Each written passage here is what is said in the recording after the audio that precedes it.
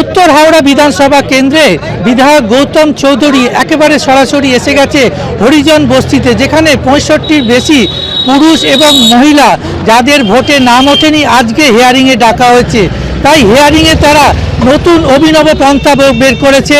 এখানকার তৃণমূল নেতৃত্ব একটি বাসে করে তাদের পিকনিক রুটে হিয়ারিংয়ে পাঠানো হচ্ছে, অর্থাৎ কাজু, পেস্তা, কেক, জল, মিষ্টি নিয়ে যেরকম পিকনিকে যায় সেরকম 65 জন পুরুষ এবং মহিলা অর্থাৎ হরিজন বস্তির যাদের ভোটে নাম ওঠেনি তাদের সকলকে পিকনিক মুটে পাঠানো হচ্ছে। অর্থাৎ যেটা দেখাচ্ছে লেখায় বিজেপির হয়রানি ভ্রমণে হিয়ারিং, এই যে কথাটা একটা বড় বার্তা দেওয়ার চেষ্টা করছে বিজেপি অর্থাৎ নির্বাচন কমিশন মিলে, যেভাবে একের পর এক মানুষকে হিয়ারিংয়ে ডাকা, যারা দীর্ঘদিন ধরে এই হরিজন বস্তির মানুষরা হাওড়া পুরসভায় বিভিন্ন নর্দমা থেকে শুরু করে রাস্তা পরিষ্কার সমস্ত কাজে তারা নিযুক্ত থাকে, তাদের আজকে হিয়ারিংয়ে ডাকা, তাদের ভোটের নাম ওঠেনি।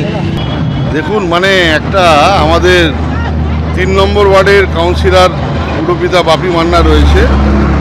এই 3 নম্বর ওয়ার্ডে একটা হরিজন স্ল্যাম এরিয়া আছে।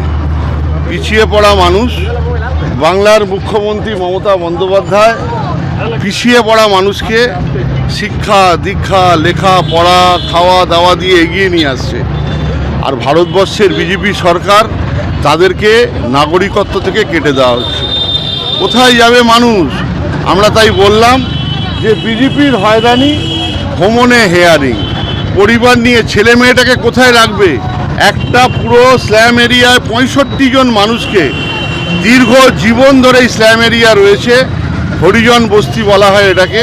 সেখানকার 65 জন মানুষকে তারা কর্পোরেশনের প্রত্যেকটা জায়গায় কাজ করে, তাদেরকে প্রত্যেকে ড্রেনে কাজ করে, তারা ড্রেন খুলি, তারা রাস্তার পরিষ্কার করে সকাল থেকে রাত অবধি।